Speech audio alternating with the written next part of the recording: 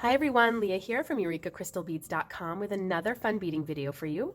Before I get started, just a quick reminder to go check out the rest of our channel, and if you like what you see, hit the subscribe button and notification bell and you'll always know when we're posting new content. Today's project is going to be a bead embroidered pendant, and I'm calling it the Fairy Frost pendant, and it's named after our newest collection, the Fairy Frost collection.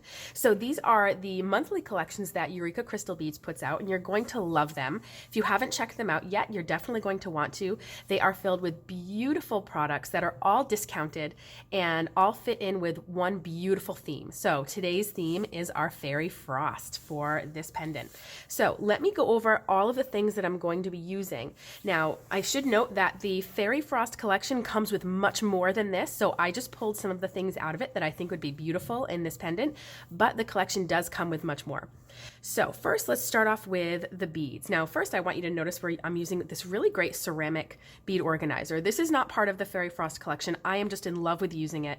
It's a great way to lay out all of your beads, and it's heavy, so you don't have to worry about accidentally knocking it or moving it and having your beads get all messed up. So I love, love, love these ceramic bead organizer dishes. Within this dish, I have a Delica that is from the Fairy Frost collection. I have a size 11.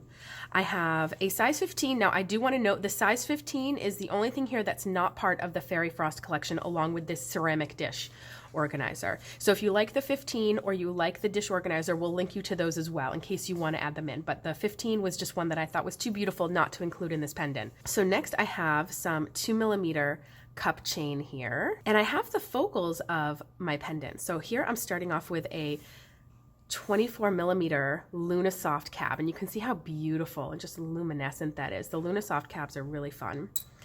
I have a 14mm crystal white patina Swarovski rivoli. I also have the rivoli setting that I'm going to be putting it in, and this is a sew-on setting, so you'll see that there's holes right there. So this is a really fun way to sew on stones that might have pointed backs to a flat surface like your ultra suede. And then I also have a really beautiful 10mm Swarovski pearl cabochon in iridescent dove gray, which is one of my personal favorite pearl colors. Now, I am using some E6000 glue, and our box this month does really feature a lot of things that are great for bead embroidery. So you are actually getting this tube of E6000 glue if you buy the collection. I will be using a smaller one in this video just because I already had it opened and waste not, want not, but this is the nice large size that you will get in the collection. All right, I am using some Fireline. This is not included. This is just your basic notions of doing any sort of bead woven project. I have a needle, and a package of needles is included in this collection. You get a great little package of 6 Pony brand needles that are a mix of both 10s and 12s. This one, I'm using a 10 for this project.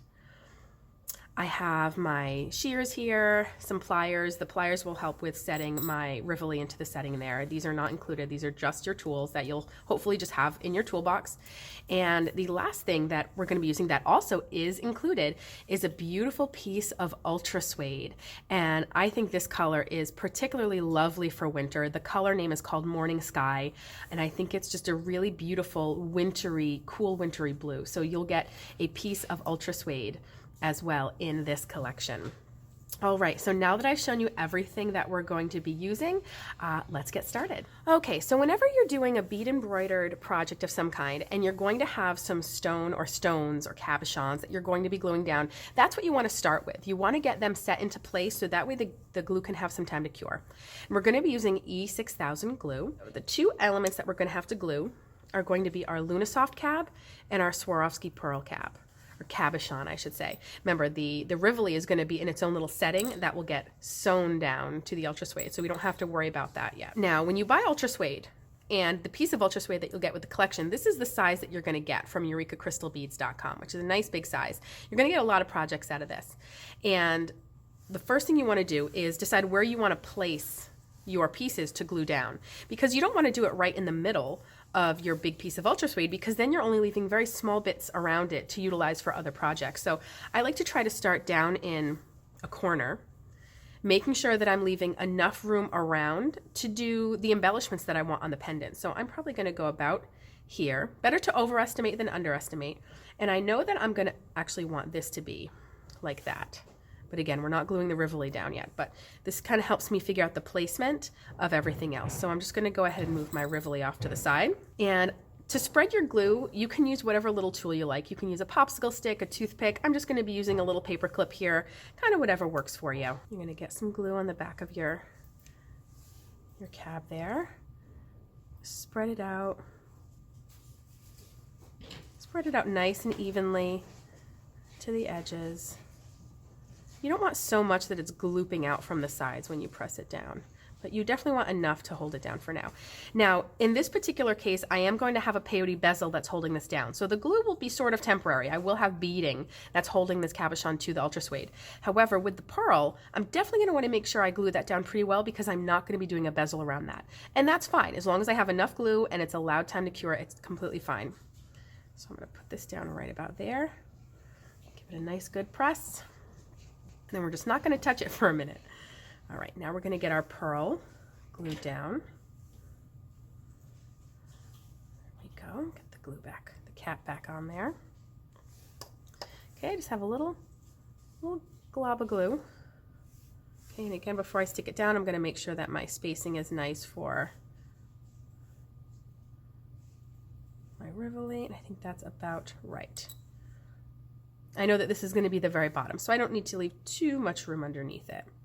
Now, the other thing to keep in mind when you're using ultra suede and you're doing a bead embroidered project is that the amount that you're using or that you're allotting for the pendant, you're going to need double that because we're going to be using two pieces that are of identical size. Whatever we cut here, we're going to make sure that we have enough to cut another piece. So I do know that because this is a brand new piece of ultra suede, I will have plenty, but just something to keep in mind as you're starting to use a piece of ultra suede that maybe has had some more things cut off of it. Okay, make sure you get it nice and centered. And if you do have a little bit of glue that comes out, that's okay. Some of the times the glue you can pick it off a little bit, sort of like rubber cement. And there can also be beading that covers that up as well, so you don't have to worry too much about that. All right. Now, what you can start to do is you can do some of your beadwork now while the glue sets. You just have to be very careful not to move this around. I am going to start up here with my beaded bezel next, and then what we'll do is we'll sew on our rivoli setting, and then we'll move down to the pearl. So for now, I won't really be doing too much right near here, so that'll still be allowed some time to dry. Okay, so I've threaded up my needle, and I'm using some crystal colored fireline. This is 6-pound fireline, and what's nice about working with fireline or whatever your beading medium is and the ultra suede is you don't have to worry about working with a huge long amount of it at a time, which can be a little frustrating if you're doing a large beading project and you don't want to add on thread constantly. The reason being is because it's very easy to add on thread with bead embroidery. So I'm just working with a piece that's maybe about an arm span, just something that's comfortable to work with. And all I've done is I've tied a little double knot at the end. You can see it right there, and that is what will keep my thread from popping up from the bottom of my ultra suede. Now, I am going to go ahead and before I start, and I'm going to cut a piece here, and I have just my little shears here. Shears, scissors, whatever you would use to work with fireline, that's what you can use. And I'm just going to go ahead and start to cut my piece out here. Again, keeping in mind that whatever I cut here, I do need to have enough ultra suede to have a duplicate piece. Of course, like I said, I will have plenty because this is a brand new piece.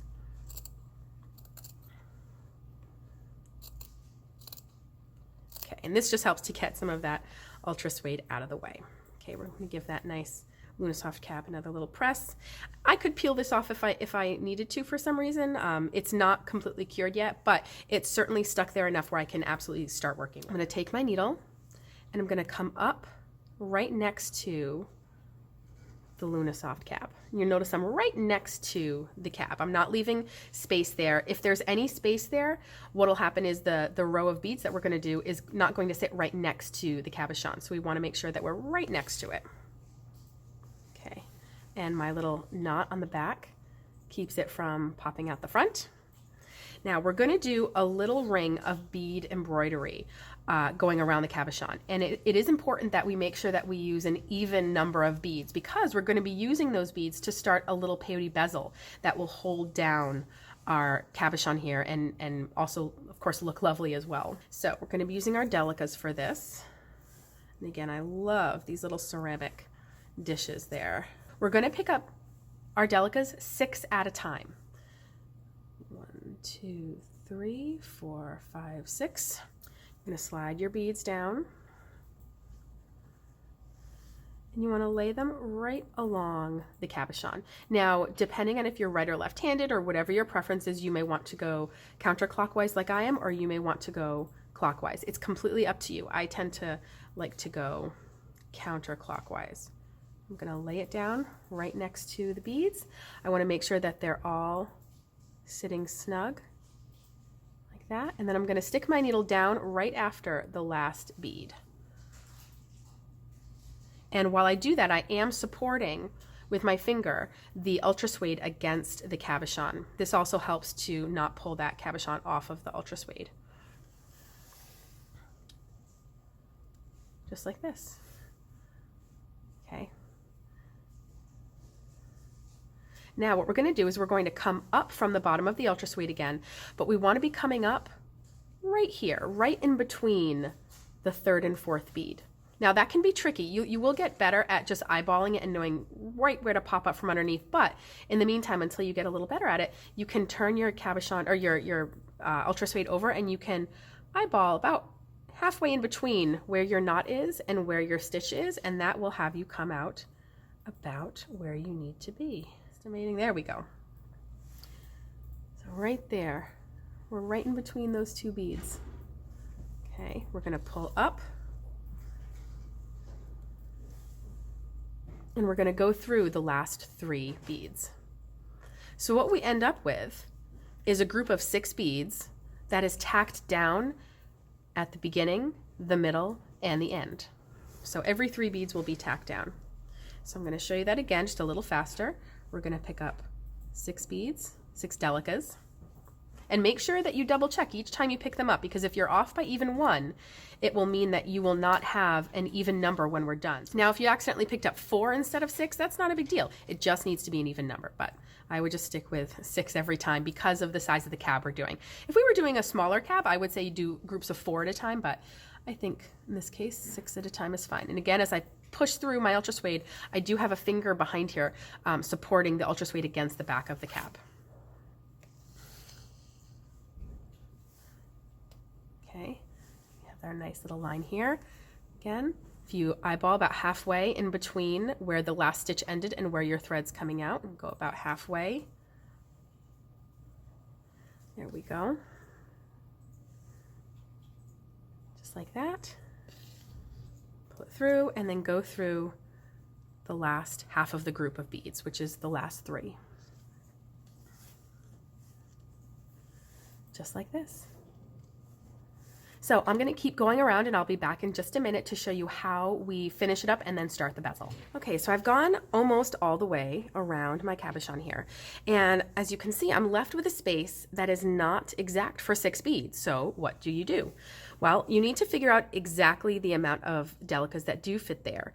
If it's an even number, perfect, go with it. If it's an odd number, -1. So if it's the perfect amount for 5 delicas, go with 4. If it's the perfect amount for 3 delicas, go with 2. So we're going to take a look. I think 4 actually might end up being perfect, which certainly would be nice here. Let's see, 1, 2, 3, 4. Let's give it a shot. I think 4 is just going to be perfect. I think it's just going to make it. So I'm going to now go down right before the very first bead that I added. I'm going to pull this down, and we're going to come up halfway. So that's in between beads 2 and 3. There we go. Now we're going to make sure that our ring is nice and smooth. So we're going to travel through the whole thing. This is going to smooth out any beads that might be sitting a little bit wonky, and it's going to strengthen it up as well, because it is going to be the base for a bezel. So you want it to look nice and clean and be nice and strong. And it's really easy to do that. As you can see, your needle goes through large amounts of them at once. So it's not too time consuming to do. You want to make sure that as you're doing this and that as you're creating this bead embroidered line here for your bezel, that you're not letting your line of beads sink sort of behind the cab. So right now you can see the beads are very much along that outer edge, but sometimes people who do their line of beads a little too close, it can start to pull underneath the cab a little bit. You want to really make sure that they are popped out there nicely on the outside. Okay, just a little bit more and then we're good.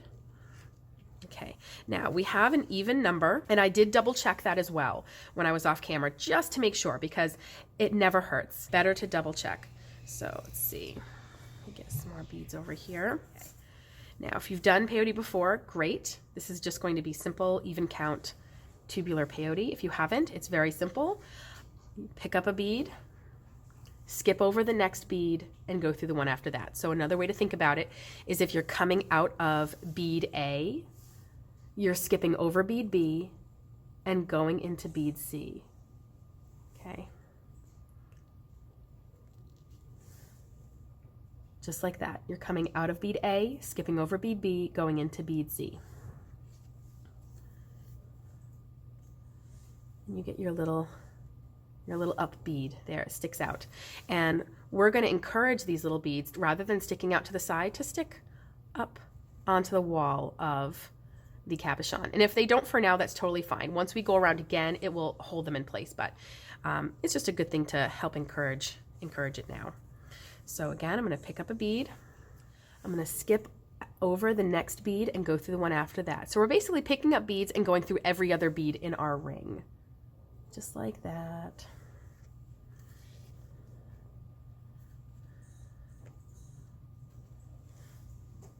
Okay, I'm going to show you one more time, and then I'm going to cut away so I can finish off this off camera. There we go. And then the delica that I picked up sits on top of the delica I skipped over. And so we're starting to get our little beaded bezel wall here. Okay, so I'm going to cut away for a minute. I'm going to keep going, and I will come back to you once I get to the other side to show you what's next. Okay, I've gone almost all the way around. Now, I'm at a spot where I'm missing one bead, but you're going to notice that after I put in that one bead, you're not going to be quite sure what to do, unless of course you're familiar with doing even count peyote. So I'm going to show you how we plug that last bead in, which is going to be, of course, to do what we've been doing, but then you'll notice there's no space after the bead that we've gone through. It's immediately an up bead, the bead that we first added. So this is our step up. So you're actually, to plug this last bead in, you're going to go through two beads, the bead that you need to go through, and then the one right after it, which is the first one added at the beginning of the row that you're just finishing. That's your step up. In odd count tubular peyote, you don't have a step up, you just keep spiraling. But in even count, you do, and you want that because it shows the completion of a row. Otherwise, you would end up seeing a double bead, and you don't want that. So that's why it's important for this to be even count when we start. Now what we're going to do is we're going to do another row of peyote, but we're going to be pulling it in with a smaller size bead. In this case, the 15s here. So if I were to keep going with the same size bead, what you essentially start to do is you start to build a wall that goes straight up and it becomes a cylinder. We don't want that. We want something that tucks right over the stone and keeps the stone down. And so to do that, we have to start pulling in with a smaller size bead. That is our little 15 here. We're going to do what we've been doing. Pick up a bead, skip a bead, and then go through. But it's easier now because we know that our bead has to sit in the little ditch that's there. So this is sometimes called stitch in the ditch. So basically you're going to always pick up a bead and stick your needle through the next bead that's popped up, which is going to be that bead right there. Very, very easy. Oops, just don't drop your needle like I am. Just like that. So I'm going to show you that again. We're going to pick up one of our 15s. We're going to go through the next bead that's popped up. Okay, you can see where the thread is coming out, and you can see where our needle's going in. And as you start to get more of this row done and you start to pull tight, you'll notice that the beads will pull in. You can see right there that it starts to pull in over the top of the cabochon. And that's what you want to see. Okay, so I've gone almost all the way around with my 15s. And not only does it add a beautiful decorative look to see that little glint of shimmer because of the particular color, but it does help to pull those beads into that sort of cabochon wall, that peyote wall that we need to hold it down. So I stopped right before my step up so I can show you that again. As you can see, we have a little empty spot that is needing one of our 15s. So we're going to go through the bead that we need to go through, and then the step up. And again, that step up is going to be the next bead, which is going to be an up bead, one of the ones that's sticking up, and it's always going to be the first bead that you added at the beginning of the row that you're finishing. So in this case, I just finished. You can see that it plugs it right down. And if you haven't yet, make sure you give this a nice good tug to keep it all pulled in. Now at this point, the status of the glue is sort of irrelevant because we have a peyote bezel that's holding it into place. So that's pretty nice. This pearl being here has not been an issue, and I haven't been hitting it or knocking it or anything, so it's been sitting here curing nicely, and that will continue to do so until I'm ready to work a little closer to it. All right, so now it's time to figure out what my next element is going to be. Okay, I did decide to go around my cabochon one more time with another row of 15s. And I just did my step up. So now what I need to do is get to the underside of my ultra suede again. And this will allow me to then start in a new area of my pendant. The easiest way to do that from where I am is I'm just going to travel down diagonally through my beads here, through my peyote. You might be able to get through more than one at a time, or you might have to do it one at a time. Let's see. There we go. Got through the last two right there. You can see I just went diagonally down them. And now just go straight down through your ultra suede. And look at that. We have a beautiful, beautiful peyote bezel, clean, simple, around a lovely Luna-Soft cabochon. And again, this is a 24 millimeter Luna-Soft cabochon. We do have them in other sizes. There's actually, in the Fairy Frost collection, you do get a smaller size of the same cabochon as well. So you could definitely have a lot of fun with bead embroidery and the elements that we're including in this collection. So I think next what we're going to do is we're going to get our rivoli in its setting situated here. So I'm going to put this down for just a minute, and I'm going to show you how you use some pliers to get your rivoli into its little prong setting here. So you want to sit it right down into the setting. We have these settings on the website, eurekacrystalbeads.com, and they correlate with the millimeter size of the rivoli. So this is a 14 millimeter rivoli. This is a 14 millimeter round sew-on setting. And it does have these four little prongs that are around that will keep the stone in place. So once you have it nice and situated, you're just going to take your chain nose pliers, and the first one's always the toughest because sometimes the rivoli still wants to wiggle a little bit, but just get it from the bottom and from the top, and then you're just going to bend that little prong right down. Now the trick here is the next prong that you bend down, you want to be the one directly opposite the one that you just push down. That's what will help to keep this nice and centered. Just like that. And it just goes right over the top edge of the stone. So we're going to do that. There we go. Then turn to the one directly opposite. There's only 4 of them. And there we go. We have our beautiful rivoli set into a little sew-on setting. And again, what I said earlier, these are a lot of fun because these allow you to easily do bead embroidery with stones that are pointed on the back. So they're not flat. So you can't glue them down traditionally like you would a cabochon like this or the pearl cabochon, because there's no flat on the bottom. There's no flatness there. So you either have to do something beaded that beads a setting for it underneath first, or these wonderful sew-on settings are fantastic for that because now they're super easy to sew down. So we're going to end up situating that right there in the middle of our 2 elements here. And I'm going to show you in just a sec how we get this down onto the ultra suede. Now, just for the sake of making it a little bit easier, and so it's not constantly moving around while I'm trying to start the process of getting it sewn down, I will put just a little bit of E6000 glue on the back of that setting. Not a lot, just enough to keep it into place. I'm just going to do a little bit just along that outer rim there.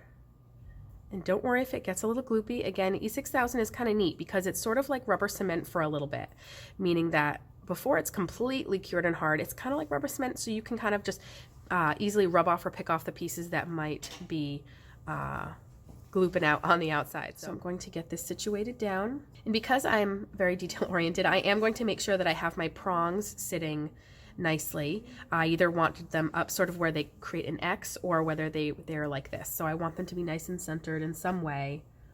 And then of course centered, I just eyeball it though, in between these two elements. And give it a nice good push. And that's going to hold it there. Like you can see, it holds it there enough where I don't have to worry about it moving around for the time being while I get over to getting it sewed down. So right now I'm coming out of the underside of my ultra suede here. Now, very easy to get to this area because now all I have to do is come up next to the setting. And I'm going to come up next to the setting right where one of the holes is. Just like that. Okay. And now the only thing I have to make sure of is that I don't pull this too hard. If I pull too hard, you can see it gathers in. But as long as I don't do that, we're good to go. We're fine. Once I continue on with the thread, there's going to be no worry about this pulling hard. And if you're worried about, well, there's this long thread there, what if it gets snagged on something? That's not going to be a worry because eventually we're going to spread E6000 over the entire back of this and stick another piece of ultra suede on it. So everything will be nice and secured and protected. Okay, so now that we are right next to that hole, we're going to go through that hole and pop out of the ultra suede on the other side. Just like this. Now, as you can see, it's not right next to the hole, but that's okay. That's because we're having to stick it in at an angle. It's totally fine. And this little bit of thread there is going to tack it right down. So now we're going to come up next to the next hole. There we go. And we're going to go down now through the hole. And again, it's at a bit of an angle, so it's going to come out, you know, a little bit further in, but that's okay. Just like this.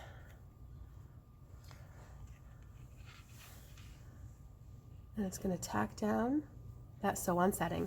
So what I'm going to do is I'm going to do that on the other two holes as well, and then I'm going to go and do it on all 4 holes all over again, just so it's sewed down nice and tight. So I'll be back in a second. My setting is sewn down and it's nice and secured.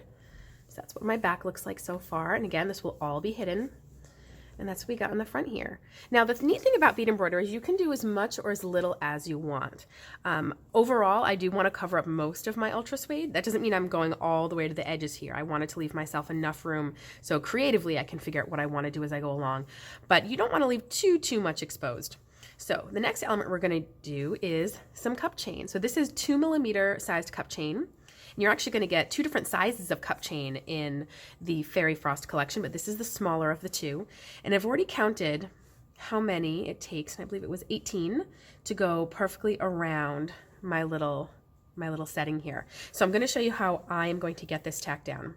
Now, what I like to start to do first is I do put the littlest bit of glue on the back of the first one here. That's the first one that's going to be a little floppy. And the reason I do that is because sometimes the cup chain likes to turn on its side, and you don't want to do that. You want it to remain nice and flat so the stones point up. So having that first one glued down just kind of sets me up to get them all going in the right direction. So I'm going to get my little glue out here, and I'm going to get just the littlest bit off of there. Even then, that's way too much.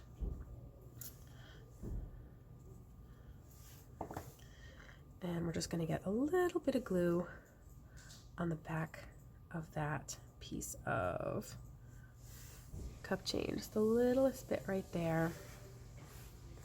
Okay, and it's even sometimes helpful to grab it with that pair of pliers from the top, and then you can get it set right down next to your stone. And the cup chain is going to be sewn down, so it won't rely on this glue. This is just to get it started. I find it easiest. And then what I'm going to do is start to get this to go around my stone. Because I don't want it to start to turn, I'm then going to add another little bit of glue, maybe at the halfway point, maybe at the 3rd point.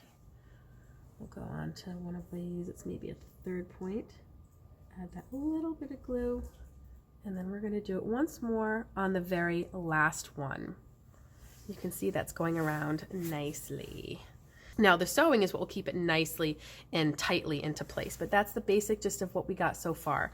And once we get it sewn down, it'll also make sure that it stays nice and upright. But this just kind of helps us to get it set into place, kind of like how we put a little bit of glue on the back of that sew-on setting, knowing we were still going to sew it down. This just helps to get things started. you want to come up next to one of your pieces of cup chain. It can be right on the outside of that link, or it could be right on the inside next to the stone, as long as it's right next to it. There we go. Can you see that? There we go, just like that. You're gonna come straight up and then go right down in the same spot, but over the little link that's connecting the two stones on the other side of it. And that's what's gonna tack it down. Oop, don't get caught on the stone there. There we go. And it just tacks it down nicely. You can see it's right here. And it helps the chain to stay nice and flat too. So now I'm gonna come up next to the next one, the next little link that needs to be sewn down. Okay, and there's those little spaces of metal in between the stones. That's what we're tacking down here. Go down on the other side of it to tack it down. Pull it tight, and that's what you get. And we're going to tack down our cup chain. So I'm just going to keep going around in the same fashion until it's all nice and secured. Be back in a sec. Okay, as you can see, I have my cup chain now stitched down around that setting, and it's just so blingy and so much fun. So now what I'm going to do is some lines of bead embroidery around this. So I'm already situated coming out from the side. And I'm going to start to, maybe I'll swirl around the stones a little bit. I don't know. I'm figuring out a little bit of the design as I go, which is generally how I do bead embroidery. I do some pre-planning. I have a basic idea in my head, or I might do a basic sketch, but some of it is always sort of on the fly for me, because sometimes the way you envision something sitting isn't always exactly the way it ends up sitting or the way it ends up looking. So I make little changes along the way, but I might do a little bit more of a swirly thing instead. So either way, I am going to move to my size 11 seed bead here. And just like before, we're going to pick up 6 at a time. So that way it gets tacked down every 3. And we're going to do it the same exact way that we did the row of delicas around here. So lay them where you want them to go. Go down right after the last bead. So pretty. And then go up halfway in between. So that way you can go through the last 3, or the last half of whatever that number of beads is. Now in this case, it's okay whether, if I'm doing an even or odd number, whatever the amount ends up being, that's okay. I'm not doing peyote off of this. So it's not crucial that I have an odd or an even number of beads. In this case, it was because of the bezel. But if I'm just doing some freeform bead embroidered lines, I'm going to pick up 6 at a time just because it's what I like to do. But and that way there's a middle point to tack down. But whatever you end with, it doesn't matter if it's an even or odd number. So again, let me show you another line of that. I have my 6 here. Maybe I'm going to come up like this, because maybe I'll go up around that stone. Or maybe I want to go around it. Yeah, maybe I'll go around like this. So again, just lay your beads down where you want them to end. And I just tend to sandwich it between my fingers like this to keep everything in place. Go straight down. There we go. And go through the final 3. Like that. This is what we're getting so far. All right, I'll be back in a minute once I have the rest of that ring of beads done. All right, so as you can see, I finished up that beautiful line of bead embroidery.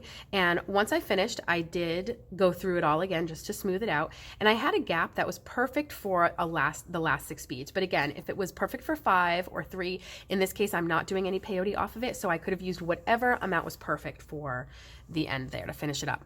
I've gone through the back of my ultra suede here because, as you can see, my thread's a little short now. So I'm going to get this thread finished off by just doing some overhand knots here. And my thread is a little too short to get my needle through it. So, or rather half hitch knots, I apologize, half hitch knots. All right, so I got a knot there. I'm gonna do one more on the same spot. Let's see if I can do it without my needle.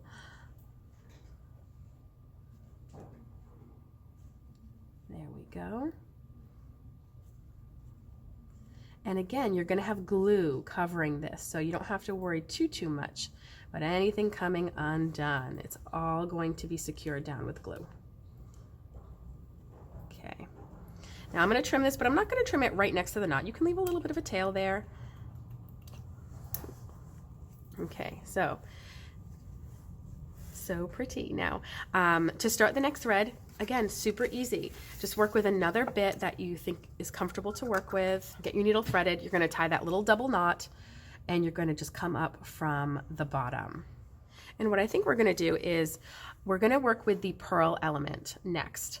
And I'm thinking that I might do a little mini bezel just with a very small amount of delicas and 15s, just because I think it'll help to mirror the bezel up here. So that was a little bit of a design change. But again, just like what I said, sometimes you may find that the design decisions you make before you're actually doing it won't work quite as well. And I think to have a little bezel around here will help to mirror that nicely. So I'm going to get set up to start that, and I'll see you back in a sec. All right, so I have that knot tied. I'm coming up from the bottom. I'm coming right up next to my little pearl cap here. And in this case, instead of picking up 6 beads at a time, because this cap is a bit smaller, I'm going to pick up 4 delicas at a time. And then they'll be tacked down every 2 beads, which I think is pretty optimal for a cap of this size. Again, this is a 10mm Swarovski pearl cabochon. There's no hole. It is not drilled, unlike Swarovski's other pearls. This is a true cabochon. So we're going to get that little group of 4 tacked down. We're going to come up halfway and go through the last 2. Now, the thing to remember with the pearl cabochons is they do cut in just a little bit underneath. They do curve under just a little bit. So you want to make sure that that line of beads really stays on the outside, because you don't want it to get pulled underneath where that cap is. So really make sure that you have your finger underneath the cap and your thumb here, and that's going to keep that line of beads nicely on the outside of the cap, and it won't start to tuck in underneath there. So let's do another 4 here. Get these beads down.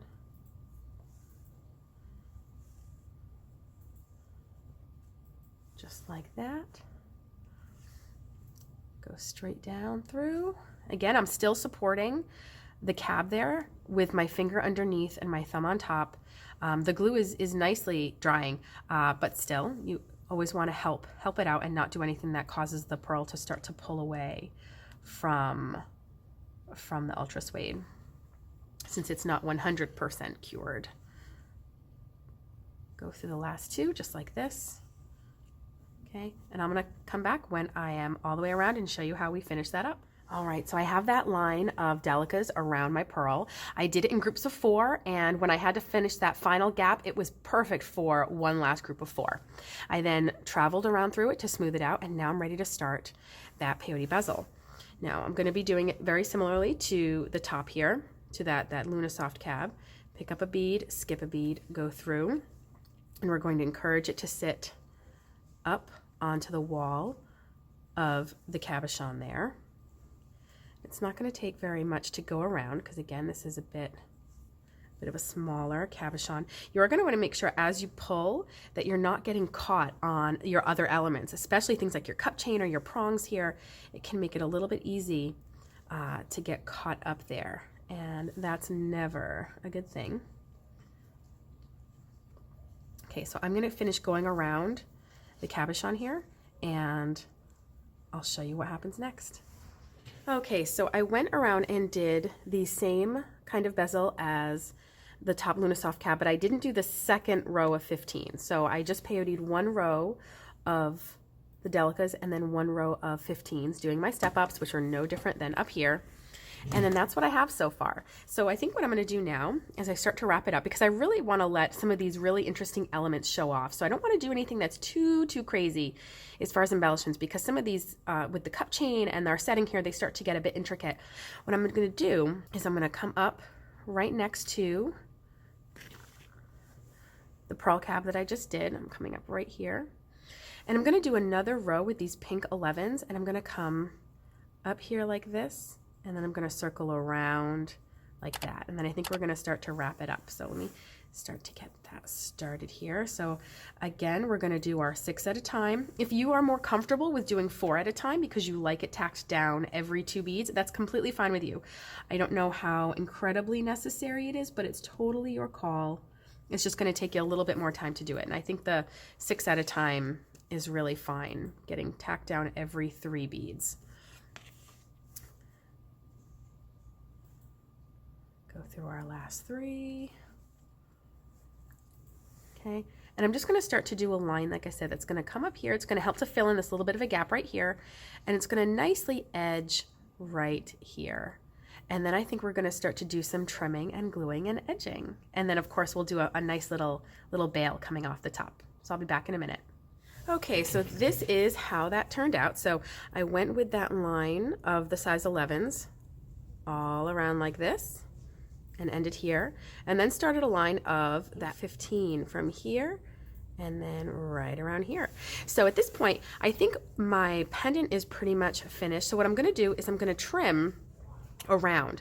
Now it's really important as you trim that you don't snip any of those little threads there. So you want to stay about a bead's width away from the end as you trim around. And what we're going to end up doing is once this is trimmed, we're going to glue this to another piece of ultra suede, and then we're going to trim around that one.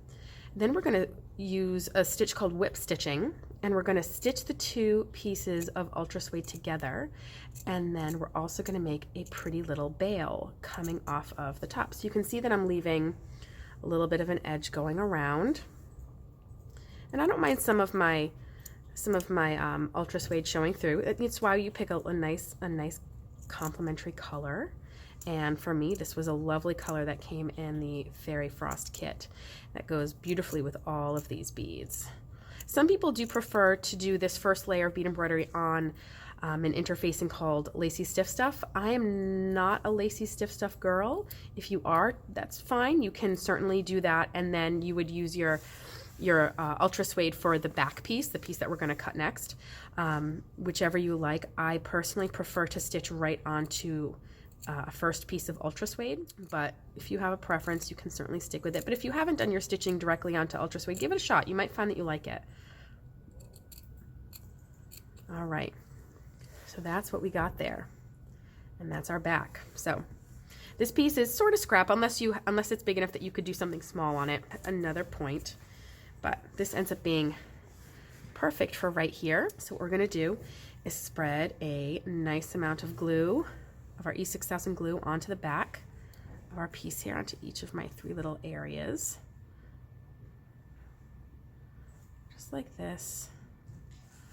You want to go right to the edges. As we stitch together, our needle will go right through any glue that happens to be in between the two layers, so that's okay.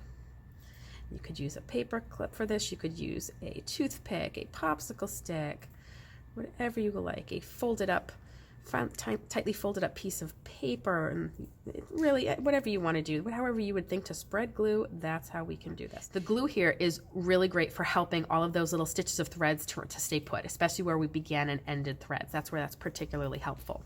So I'm going to take this and I'm going to carefully stick it down onto my second piece of ultra suede. Give it a nice good press, and just like the gluing that we've done so far, you know, it's not like it comes right off. It's going to hold on there a little bit.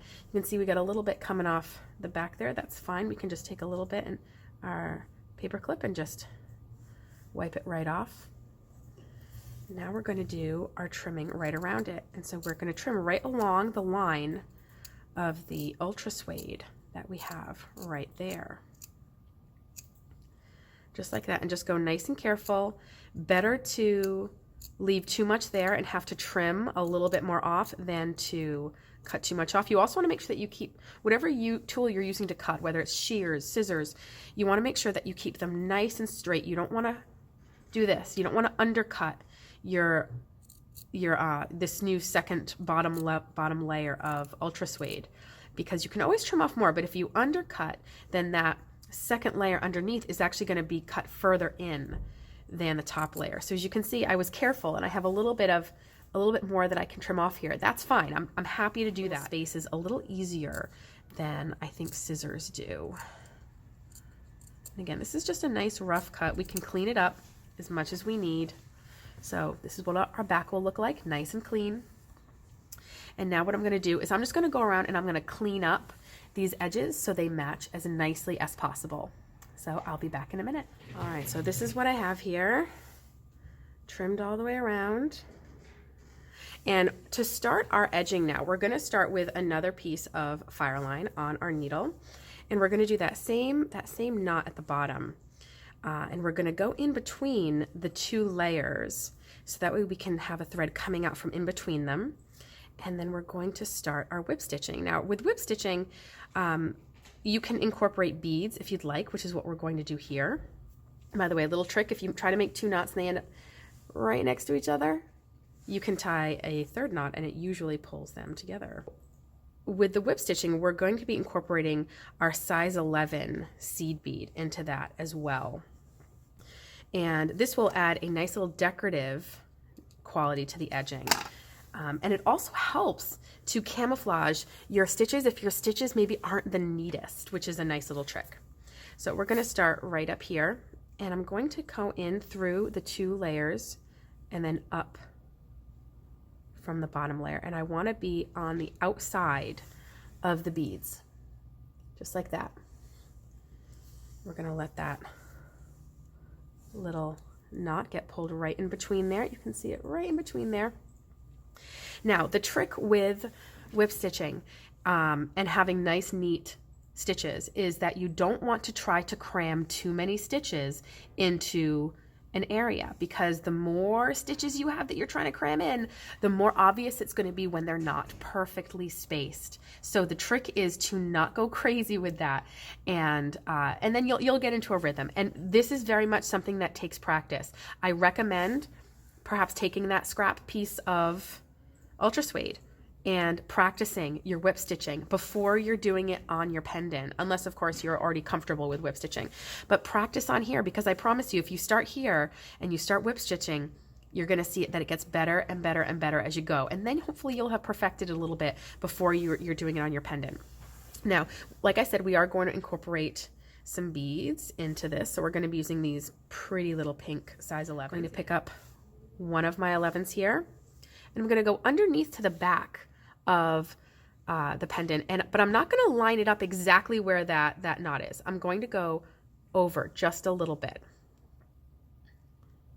and I'm going to come up through both layers, but on the outside of the beads.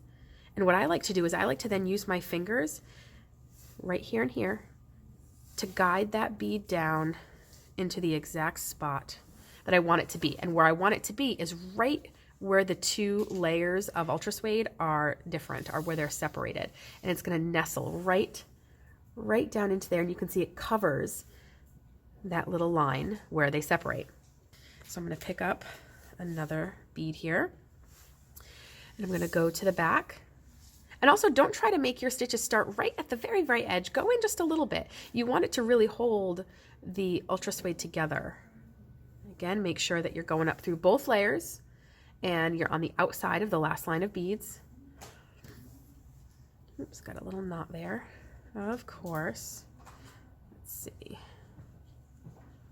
There we go. Oops. Oh no, I have a little knot in my fire line. There we go. Well, that's going to be a pain every time. I'm probably going to have to start a new thread there, but for the sake of this little demonstration here, it's fine. So again, I'm going to use my thumb and forefinger to get it to sit nicely. So you don't have to have your beads be exactly right next to each other. That's not necessarily our goal here, because if your beads are so close to each other that there's no space in between, that means you're putting those stitches really close together, and you do risk having them look a little messy if they are not absolutely perfect. And we're not machines. So the way that you can make them look the neatest is by not trying to cram them together. So that's what I'm going to keep doing, and I'm going to go all the way around and get back to the beginning. So I have a little bit more of this completed. You can see that my 11s are, for the most part, spaced pretty evenly. They also sit at that similar angle as they sit right along the top of that seam. And my stitches from the back should look pretty neat and clean and evenly spaced. And seeing the stitches from the back is actually something that can help you with spacing, because as you pick up another bead, look at the amount of space in between the stitches that you've been doing. And then when you go to stick your needle in, eyeball that same amount of space, and that'll hopefully get you to be pretty consistent. So again, come up both layers, but on the outside of that line of beads.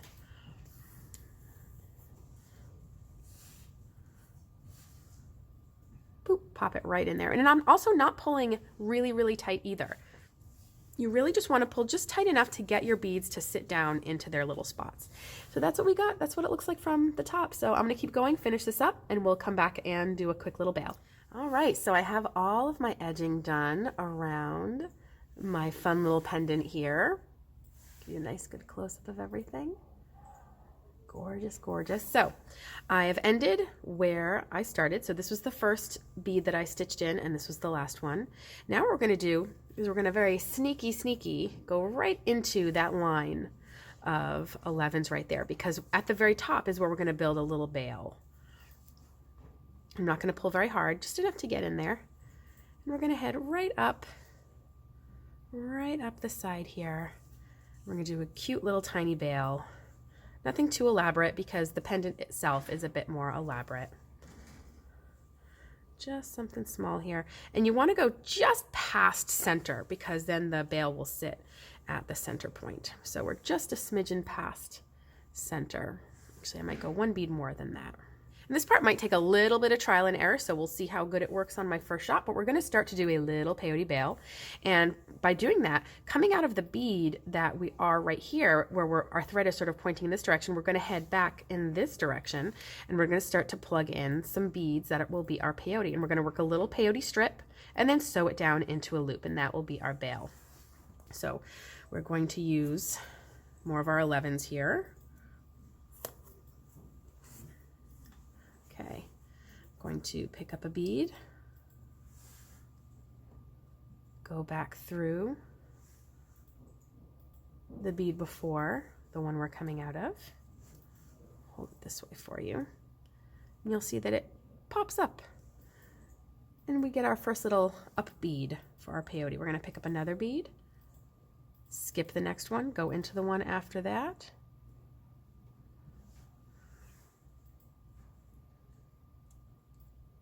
okay, and we get our next little up bead. Oops. Okay, and we're going to do that. Actually, I think we're pretty good. So now we're going to turn around. We're going to start the next row because I think that's going to be pretty centered actually. So we're going to pick up a bead, turn around, and go through the last bead we added, which is the bead that's popped up. The second bead we added that's popped up. Hold it between your fingers and give it a nice good tug. And now we're going to do that once more. Pick up a bead, go through the next bead that is popped up. There we go. And again, until it's a little bit more established, so it doesn't pull everything else around it, I'm going to hold it between my fingertips and then give it a nice little tug. You can see that we're starting to create this cute little tab, this little peyote tab or peyote flap. We're going to turn around now and we're going to go back through the popped up bead, which is the last bead that we added. Hold it between my fingers, give it a little tug, and you can see that we're starting to build it even longer. Pick up another bead and go through the one at the end, which is popped up.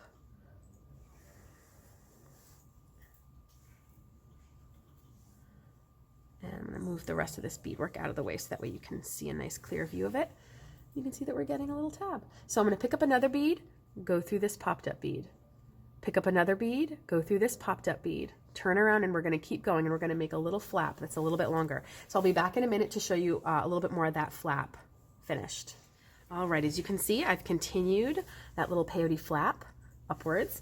Now, how long you make this really is ideally determined by you. So if you're making this, you hopefully have an idea of what you're going to need to put through this loop that we're making. So if you are just going to put a chain through this loop here, this bail, then you don't need to make this very long. If you know that you're going to be putting it over a cord that's thicker than a chain, or perhaps you're going to do a beaded rope of some kind, you're going to want to take that into account before you finish this, so that way you know how long you have to make it. So for me, it's a sample, so I'm going to make it sort of a nice little medium size. And one of the things I want to do before I sew it shut is I want to make sure that my peyote is going to interlock. And by that, I mean, you'll notice I have in this upper right corner an up bead. That's going to interlock right here where it sort of has a little space for an up bead. I'm not including, when I look at this bale, I'm not taking into account the beads that are in the original ring. I'm looking at the beads that are the first couple of rows that we added here. That's where it's going to interlock. So I have this up bead here, and it's going to nicely sit right here where there's a little space. And this little space here, right in this corner where there's not a bead, is going to interlock here where you sort of have a little up bead. Because again, I'm not taking into account this original beaded ring. So all we have to do is we're going to fold it into a loop. You can see like that. And I'm going to go into the very first bead there. Again, not including the beaded ring. So the one that's right above that. See, which way do I want to hold? I'll hold it like this for you. And it's going to start to pull it down. And you don't have to pull it tight yet because we're going to zipper it shut, and it's sometimes easier to do that when it's not pulled tight. So now I'm going to go up bead to up bead, but back and forth. So now I'm going to go into the up bead right here.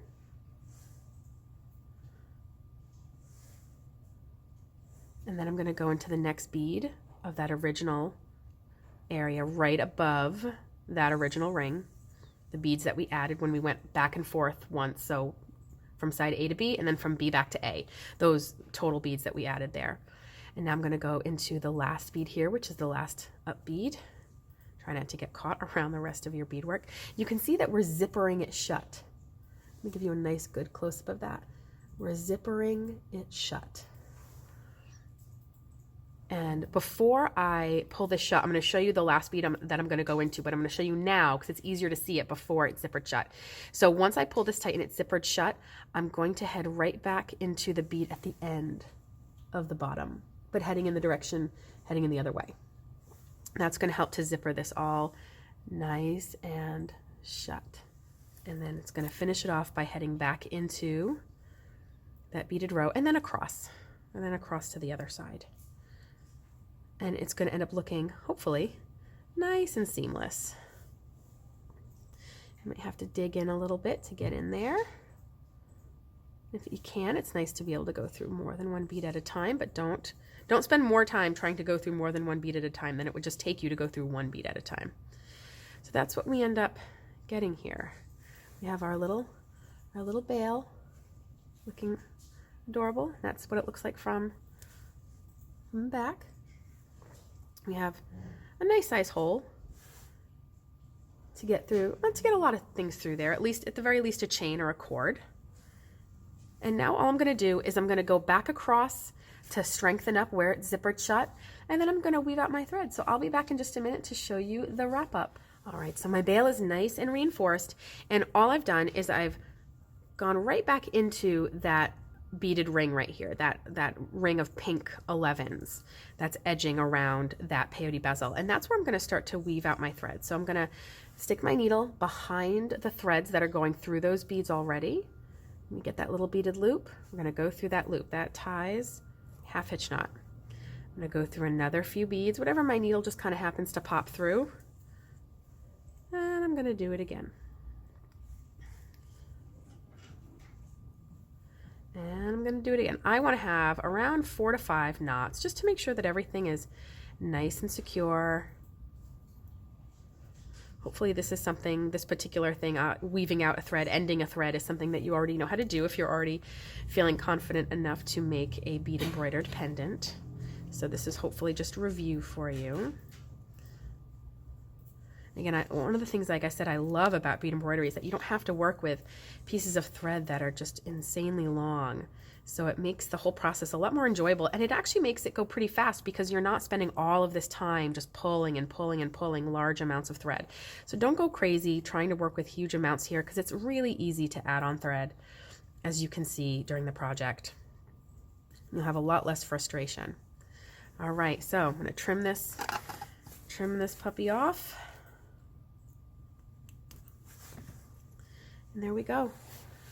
Beautiful little beaded embroidered pendant. All right, guys, that wraps it up. Thanks for watching. Make sure to visit us over at EurekaCrystalBeads.com for everything I used in this video.